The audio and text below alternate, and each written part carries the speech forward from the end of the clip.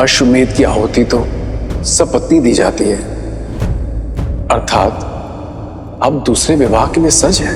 जब आप अयोध्या पधारिएगा तो स्वयं मेरी पत्नी को देखिएगा।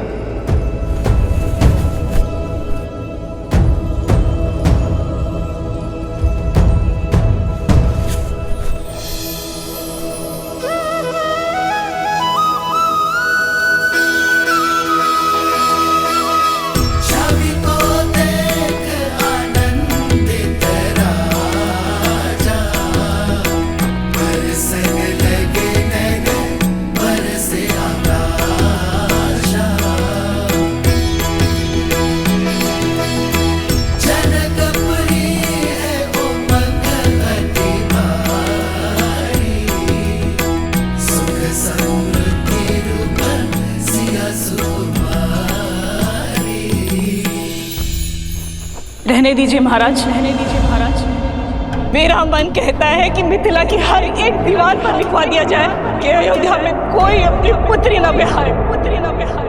अपने मुख से निकली हुई हर एक बात के लिए मैं बहुत लज्जित हूँ श्री राम, कृपया मुझे क्षमा कर दीजिए। मैं भी क्षमा प्रार्थी हूँ श्री राम, आपकी महानता को समझने में चूक हो गई मुझसे। मुझे लगा आप दूसरा विवाह करेंगे, परंतु ये कार्य करके तो आपने मिथिला को पुनः जीत लिया। मुझे क्षमा करें। यह आपकी भूल नहीं, सीता के प्रति आपका प्रेम था। पुत्री वियोग मुख से बाहर निकला, विरह की असहनीय पीड़ा अश्रु बनकर नेत्रों से बाहर आई। अपना हर सुख भूलकर दुख के भंवर में डूब गए आप। सीता धन्य है आप जैसा परिवार पाकर।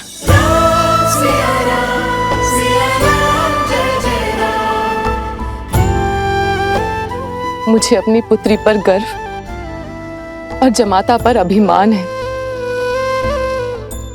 मैं आयु में आपसे बड़ी हूं राम, और संबंध में भी माता समान हूं, इसलिए आपके चरण स्पर्श तो नहीं कर सकती, किंतु मेरा मन, मेरा हृदय और मेरी आत्मा आपके शरण में है। जो जीव आपका ये त्याग नहीं समझ पाएगा वो या तो मूर्ख होगा या अबोध बालक। मेरा मार्गदर्शन सीता का निस्वार्थ प्रेम है मां। मैं उसी के सहारे यहां तक पहुंचा हूं। राम सिया राम जय जय राम। राम सिया राम जय जय राम।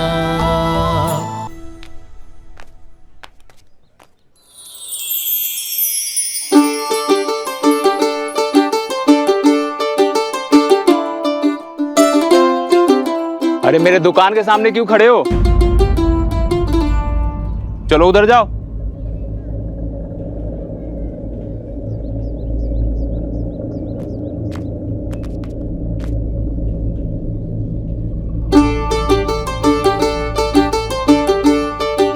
मेरी दुकान के सामने कौन सा सुर छेड़ने लगे?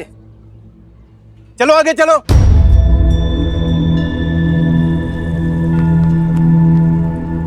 यहां क्या कर रहे हो? आगे जाके बजाओ, जाओ यहां से।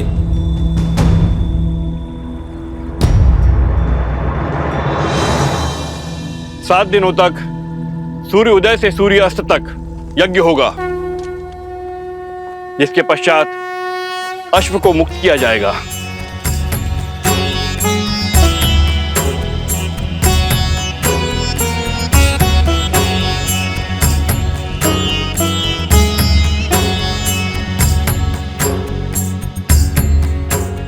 राम, प्रथम आहुति गजानन की। ओम श्री शुद्धि बुद्धि सहिताय मनमनाः गणाधिपतये नमो नमः। स्वाहा।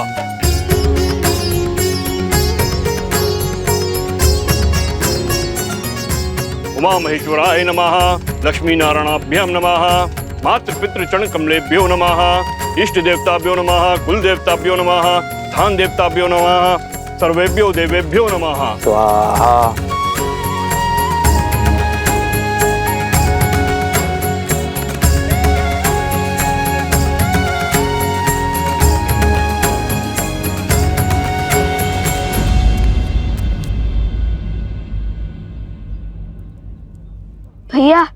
भैया हम राम कथा सुनाने का प्रयास कर रहे हैं और अयोध्या की प्रजा खान पान धन धान में उलझी हुई है। भगवान वाल्मीकि ने क्या कहा था कुछ कि मनुष्य को सब कुछ दिखता है किंतु वो अपनी नाक नहीं देख पाता। ठीक उसी प्रकार उनके प्रजा श्री राम के इतने पास है कि वो उनकी दिव्यता नहीं देख पाते हैं। तो फिर धनुष उठाते हैं भैया। जो वीणा का राग नहीं सुनता उन्हें धनुष की टंकार तुरंत सुनाई देगी। नहीं कुछ माता ने क्या कहा था, उपद्रव नहीं। और चलो गायन आरंभ करते हैं। चलिए भैया।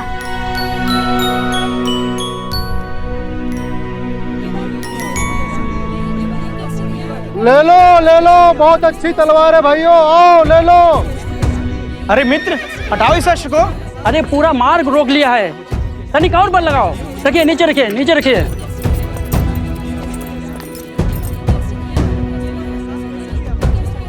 एक काम करो, मुझे 2 सूरजमुखी के पुष्प दे दो। पहले मैंने कहा था, मुझे दो शीघ्र। हटाओ इस अश्व को, तनिक और बल लगाओ। संसार में सबसे चंचल वस्तु है ये मन। जो ये साध लिया उसने सब कुछ साध लिया। यहाँ कोई सुनेगा हमारी गायन? सब श्री राम पर छोड़ दो और चलो गायन आरंभ करते हैं। जय माता सरस्वती।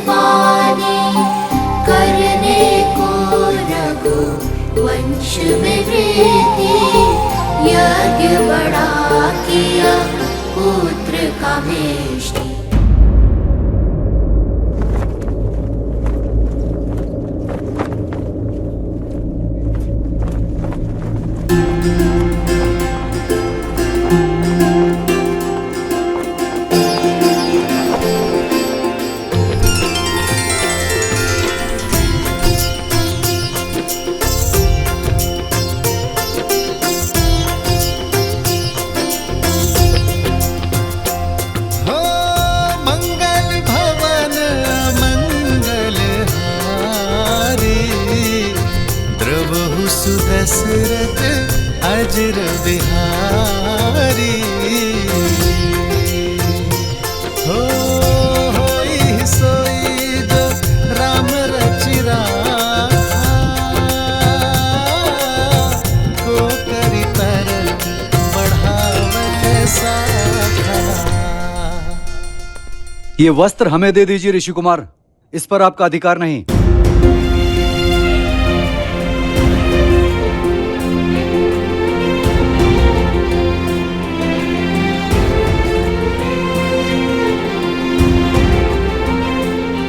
क्यों रुक गए?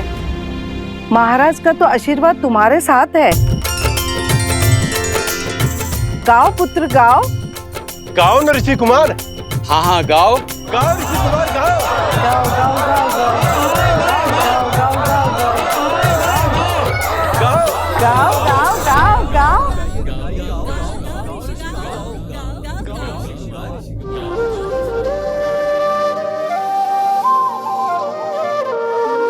करने को रघु वंश में वृद्धि, यज्ञ बड़ा किया पुत्र कामेष्टि। भय 4 सुत जो मिले 4 धाम, शत्रुघ्न भरत लक्ष्मण और राम। राम सिया राम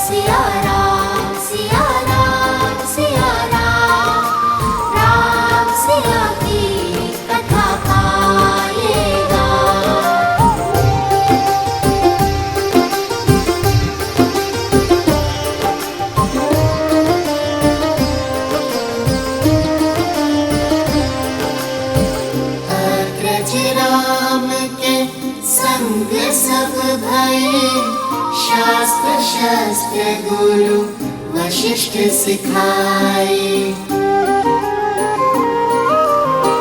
धर्म के काजे राम लखन फिर विश्वामित्र संग लीन विदाए। अस्त्र शस्त्र सब दिव्य सहेजे, ताड़ सुबाहु लोक भेजे। करुणा से न बड़ा कोई बार, छू कर किया माँ अहिल्या। राम सिया राम सिया राम सिया राम, अति पावन सिया राम लगा। राम सिया राम सिया राम सिया राम, राम सिया राम सिया राम सिया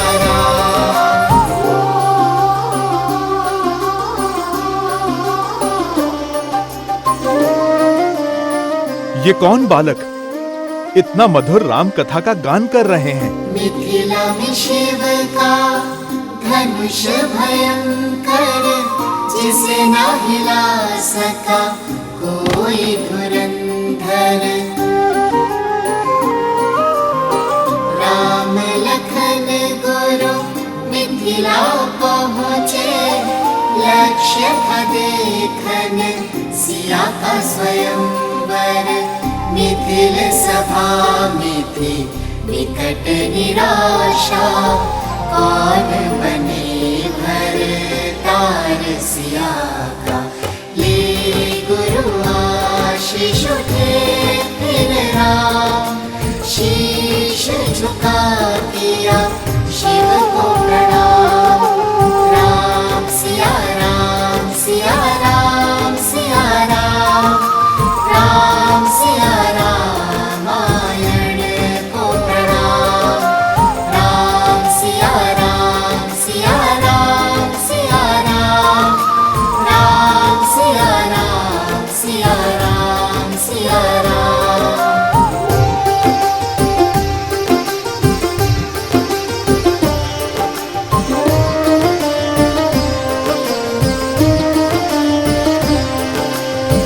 राम सहजता से धनुष उठाए, टूटा धनुष जो प्रत्यंचा चढ़ाए। परशुराम ले परशु आए, सारंग साध के उनको मनाए। जानकी ने वर माला डारे, भूप मिले श्री और चक्रधारी। एक हो गए फिर सिया और राम, दो है शरीर एक नाम। राम सिया राम सिया राम सिया राम, राम सिया का है ये गुणगान। राम सिया राम सिया राम सिया राम, राम सिया राम सिया राम सिया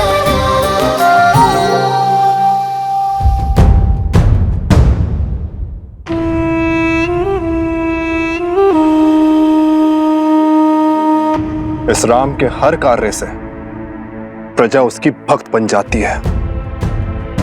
बिना शस्त्र उठाए, बिना सामने आए, वो हर बार हमें हरा देता है। कल प्रातः काल सूर्य की पहली किरण के साथ पुनः यज्ञ आरंभ होगा।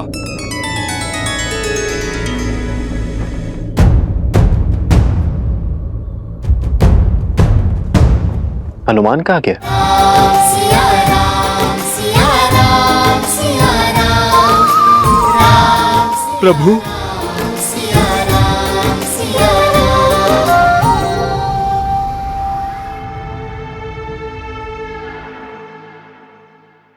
भैया वो ब्राह्मण कहाँ गए जो भावमग्न होकर हमारा गान सुन रहे थे? हाँ, मैंने भी उन्हें कहीं जाते देखा नहीं। कहीं भोज करने तो नहीं गए, इसलिए लौट गए होंगे। चलो ना, हम भी चलते हैं धर्मशाला। हाँ हाँ, शीघ्र चलते हैं। भैया, तन मन प्रसन्न हो गया श्री राम कथा कहकर, किंतु हमारी भक्ति ना श्री राम को हमारे निकट लाई, ना हमें उनके। जो हृदय में है वो सामने भी अवश्य आएंगे।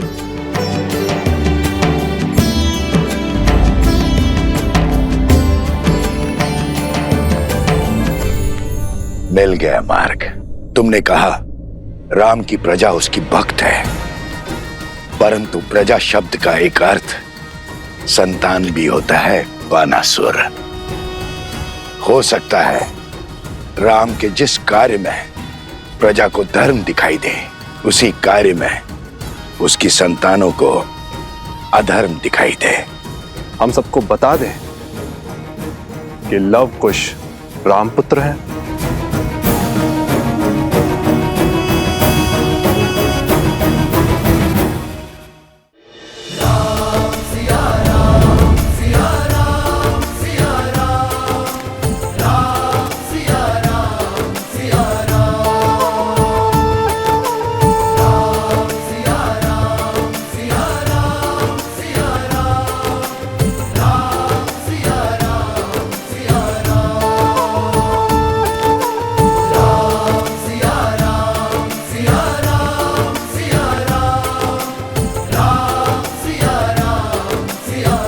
कहाँ व्यस्त है हनुमान? बहुत देर से दिखाई नहीं दिए। बहुत समय बाद तुम्हें इतना प्रसन्न देखा हनुमान, इस प्रकार घूमते गाते देखा।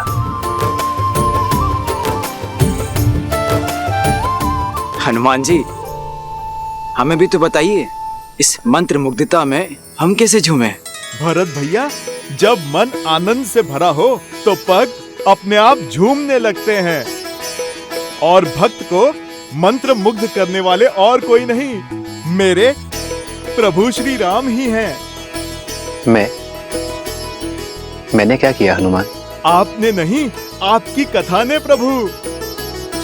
उन दो ऋषि कुमारों ने, जो नगर में आपके और माता सीता के गुण गा रहे थे। प्रभु, जितने सुंदर मुख उतनी सुंदर वाणी, जितने सुंदर शब्द उतना सुंदर संगीत। प्रभु, मुझे लगा जैसे साक्षात माता सरस्वती गा रही थी और अयोध्या झूम रही थी। जिस गान ने हनुमान जी को इतना भाव विभोर कर दिया, उसका श्रवण तो हमें भी करना चाहिए भैया। तुम्हारे मुख पर आनंद और संतुष्टि देखकर मुझे भी प्रसन्नता हुई है हनुमान। क्या मुझे नहीं सुनाओगे उनका गान? यदि सबकी इच्छा हो तो कल उन्हें राजमहल ले आओ, हम सब साथ मिलकर उन्हें सुनेंगे। अवश्य प्रभु, अवश्य।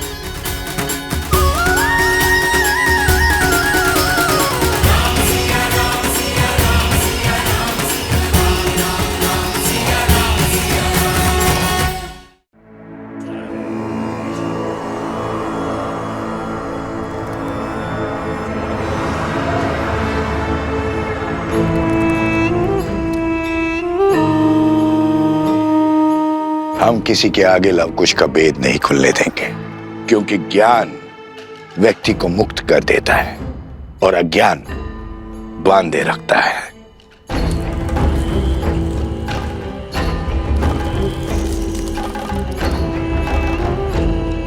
मेरी शक्ति का स्रोत यही अज्ञान है, बानासुर। मिथिला में मेरी यही योजना थी कि सारे समाज के समक्ष ये रहस्य प्रकट कर दूं, किंतु अब मन में और भी उत्तम विचार आया है। कैसा विचार? ऐसा विचार जिससे राम के धर्म के साथ साथ राम का अस्तित्व भी नष्ट हो जाएगा। उन बालकों के साथ मिथिला की एक स्त्री भी है, उसके माध्यम से मैं राम के पुत्रों को राम का विरोधी बना दूंगा। शीघ्र ये संसार पिता पुत्रों के बीच में युद्ध होते हुए देखेगा। राम के हाथों लव कुश का वध होते हुए देखेगा।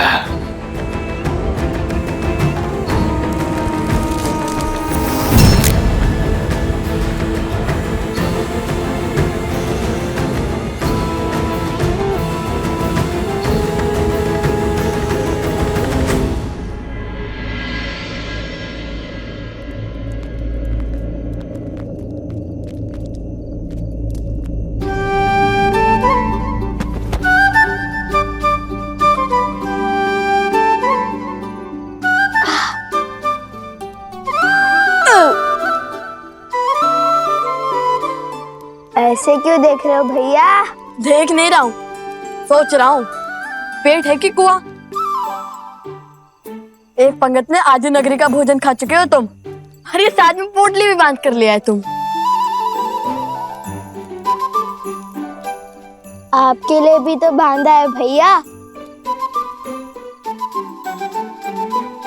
और वैसे भी पूरा दिन गायन किया है और कल भी करेंगे, और ऊपर से प्रभु श्री राम से भेंट भी नहीं हो पा रही है, और ज्ञान करने से मुंह के साथ पेट भी सूखता है।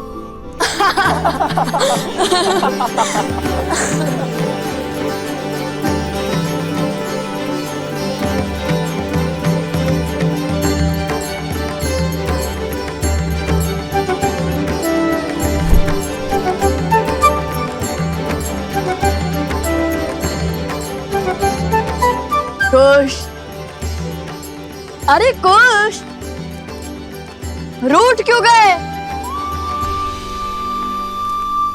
लाभ, अरे कुश। पुत्री,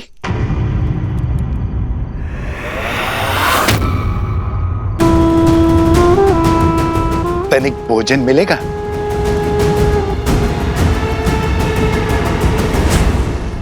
अरे कुश, हम तो केवल उपहास कर रहे थे। अब प्रभु से ना मिलने का क्रोध तुम हम पर क्यों निकाल रहे हो? कुश, कुश, रुको ना, इतना खाने के बाद और चला नहीं जाता।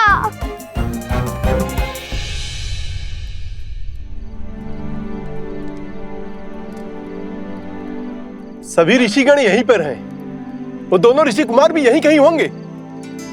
अरे वो रहे, देखो। मेरे पास तो केवल यही है, यज्ञ का भोजन।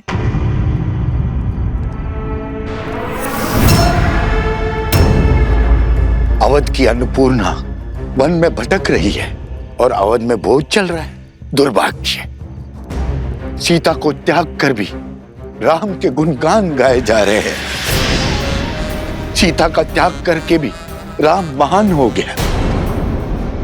अश्वमेध यज्ञ की अग्नि जल रही है, किंतु किसी के हृदय में सीता के लिए विषाद की चिंगारी तक नहीं भड़की।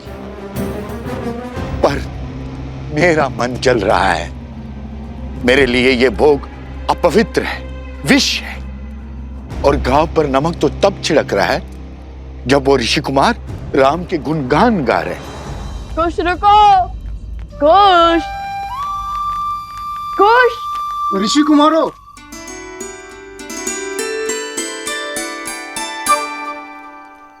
ये अकस्मात रुक क्यों गए?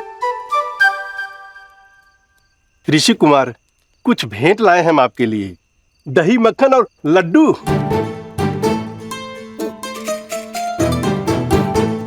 क्या? लड्डू?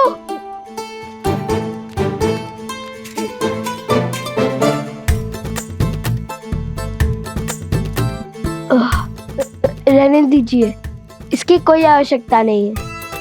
हमने पेट भरकर खाया है। धन्यवाद। कुश, माता ने कहा था कि जिस भेंट को सच्चे मन से दिया गया हो उसे मना नहीं करती। लाइए, इन्हें आप यहाँ रख दीजिए। नहीं नहीं, इसकी कोई आवश्यकता नहीं है। लाइए लाइए।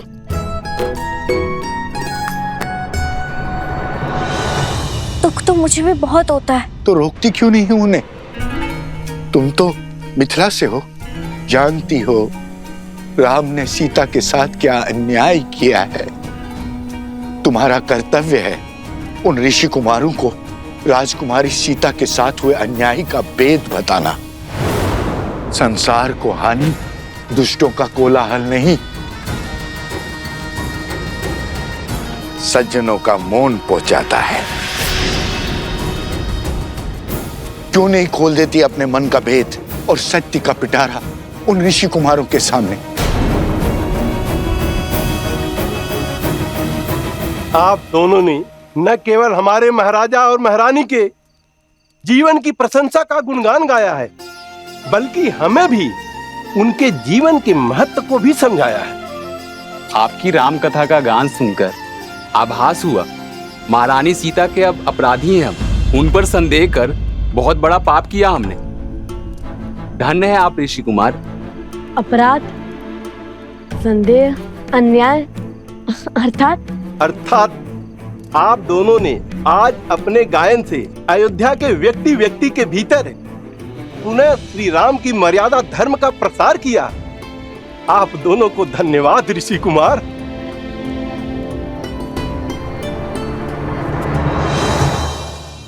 अरे तुम तो सच में टूट पड़े। भैया, पावन अयोध्या की पावन भूमि का पावन प्रसाद कैसे जोड़ूंगा? ये भी उचित है। वैसे वो प्रजाजन क्या कह रहे थे? मैं बताती हूँ।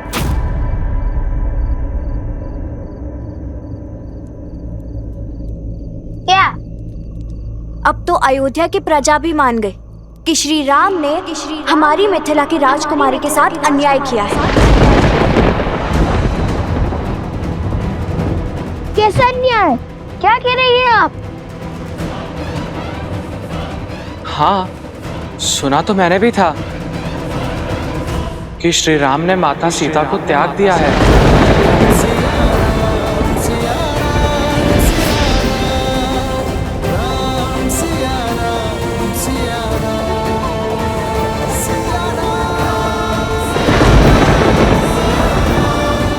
नहीं नहीं नहीं,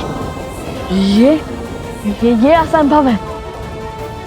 यदि ये अश्वमेध यज्ञ हो रहा है तो माता सीता भी उनके साथ होंगी, और यदि माता सीता उनके साथ नहीं है तो ये अश्वमेध यज्ञ कैसे हो रहा है? इन सब बातों का उठता है। कल जब श्री राम से भेंट होगी तो मिल जाएगा ना? नहीं नहीं, मैं कल की प्रतीक्षा नहीं करूंगा और इसे क्षण सिद्ध कर दूंगा कि हमारे आराध्य श्री राम ऐसा अन्याय नहीं कर सकते, और माता सीता भी उनके साथ अयोध्या में है।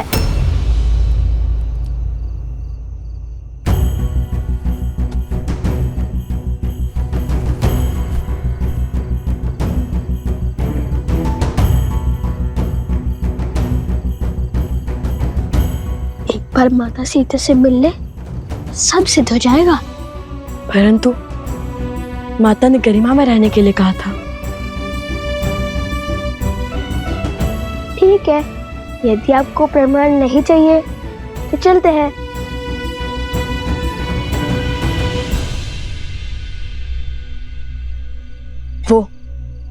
वो प्रभु श्री राम का महल लगता है। चलो।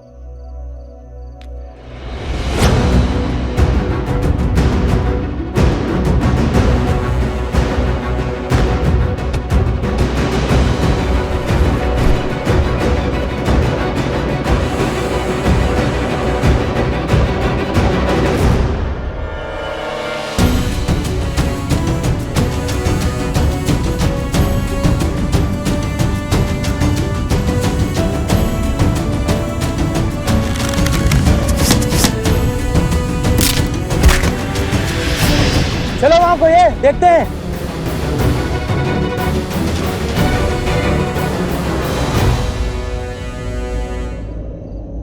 इतनी तीव्र वायु, लगता है चक्रवात आने वाला है।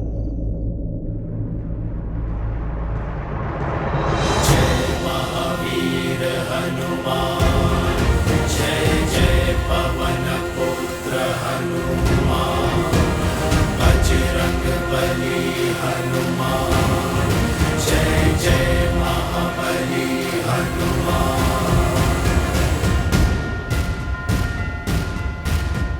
बजरंग बली। हनुमान जी, हमारा प्रणाम स्वीकार करें।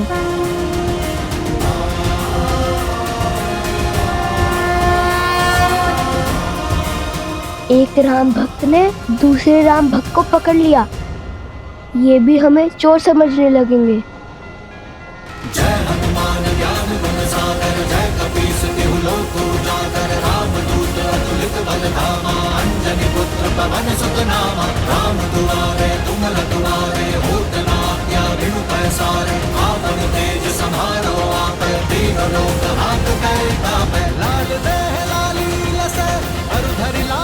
देखो हनुमान जी ने पकड़ लिया उन्हें, चलो।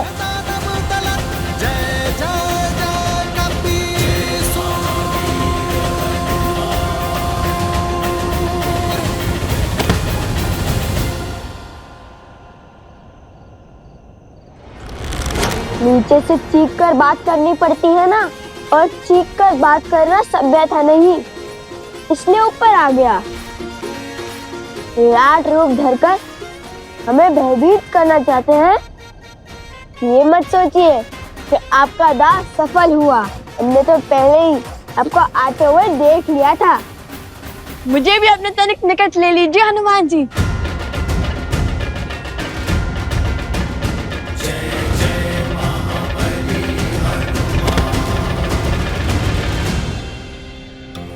महाबली हनुमान जी, हमारा साहस भले ही आपको दो सांस लगे, किंतु हम श्री राम और माता सीता के दर्शन करना चाहते हैं। किंतु हमने ये दीवार युद्ध के विचार से नहीं लांघी है। जिनके मुख पर प्रभु श्री राम और माता सीता का नाम हो, उन्हें पराजय छू भी नहीं सकती। और मुझे पूरा विश्वास है, सिया राम का गुणगान करने वाले ऋषि कुमार उनसे युद्ध करने तो नहीं आए होंगे। फिर क्यों आकार बड़ा रखा है आपने? ताकि वे अयोध्या की सुरक्षा का दायित्व उठा सके, हर और दृष्टि रख सके। अच्छा, वैसे आप दोनों के गायन और स्वर का बहुत बड़ा प्रशंसक हूं मैं। सत्य कहूं तो अभी संध्या में आप दोनों बाल ऋषियों के दर्शन करने के लिए मैं बस आने ही वाला था, किंतु रात्रि के समय आप दोनों यहां क्यों आए? आप दोनों को संकट है या फिर शंका? भक्ति है हनुमान जी। माता सीता और श्री राम के दर्शन करने यहाँ आए हैं। मिथिला की कन्या जिसका विवाह हमने करवाया, वो कह रही थी कि महाराज राम ने अपनी पत्नी के साथ अन्याय किया है। बस इसलिए हम चले आए श्री राम और माता सीता से मिलकर ये सिद्ध करने, न्याय की मूर्ति श्री राम अन्याय कर ही नहीं सकते। तुम दोनों जिनकी पूजा करते हो, उनकी ही निद्रा में विघ्न करोगे? बात तो उचित है। मैं भोर होते ही आप दोनों को प्रभु श्री राम के दर्शन करने के लिए राजभवन ले चलूंगा। जैसा आप कहें हनुमान जी। आइए।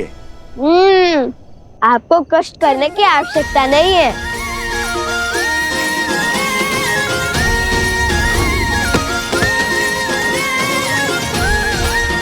अद्भुत, बुद्धि के साथ बल और साहस भी है आप दोनों में। धन्यवाद, कल भोर अवश्य ही भेंट होंगी। प्रणाम। हमें श्री राम और माता सीता से मिलना है। स्मरण रहे, हम आपके मित्र हैं, हमारे बाण नहीं।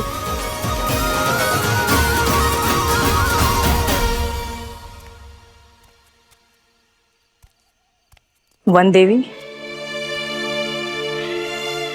जी गुरु माँ। इसे पी लीजिए। ये क्या है गुरु माँ? काढ़ा। इसमें घुली जड़ी बूटी और औषधि आपके मन को शांत करेगी। आपकी चिंता को समझती हूँ, किंतु भय दुर्भाग्य लाता है। इसे पी के निश्चिंत सो जाइए।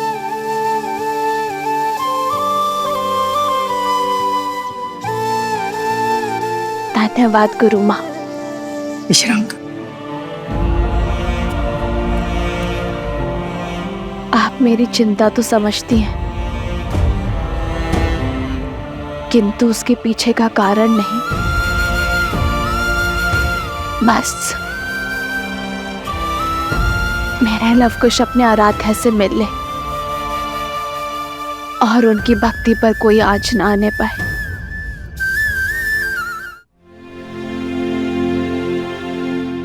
उनके मुख पर दिव्यता के दर्शन किए हैं मैंने, और उस दिव्यता ने मेरा मन मोह लिया। कोई साधारण ऋषि कुमार नहीं है, बल्कि साधु और शासक का अनूठा संगम है। उन दो ऋषि कुमारों ने जो नगर में आपके और माता सीता के गुण गा रहे थे, प्रभु मुझे लगा जैसे साक्षात माता सरस्वती गा रही थी और अयोध्या झूम रही थी। यदि सबकी इच्छा हो तो कल उन्हें राजमहल ले आओ, हम सब साथ मिलकर उन्हें सुनेंगे।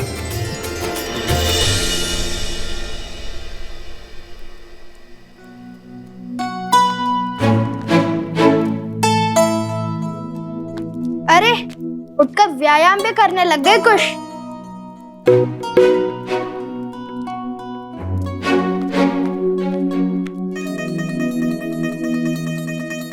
अरे पहले तो सुनील को लेकर बैठे रहते थे, अब इस वीणा को अधिक साफ करने से कहीं टूट ना जाए।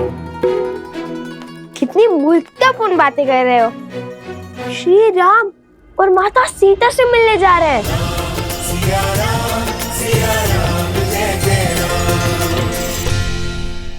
महाराज राम और माता सीता से मिलने जा रहे हैं। वीणा क्या, मुख भी ऐसे ही चमकाऊंगा, घिस घिस कर पतला हो जाएगा।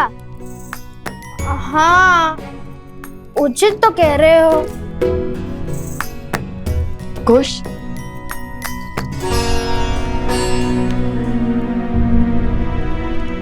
ये महारानी सीता है, माता सुनकर कहीं क्रोधित ना हो जाए। लव और कुश, तुम जानते हो वो दोनों कौन हैं? वो वन देवी के पुत्र। और ये वन देवी कौन है?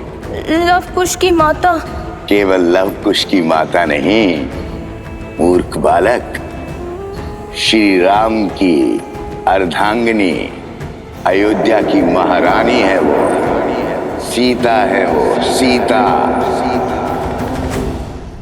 इसलिए तो मुख स्वच्छ कर रहा हूँ भैया। मैंने सुना है स्त्रियों को कभी सुंदर बालकों पर क्रोध नहीं आता। ठीक है, लेकिन माता सीता कहने की कोई आवश्यकता नहीं है। ये तो मेरे मन से पूछिए भैया, जो हमेशा कहता है कि माता सीता सुंदर, सहज और प्रेम पूर्ण होंगी। सब उन्हें माता कहकर बुलाते होंगे। लवकुश वो ऋषि कुमारों, हनुमान जी।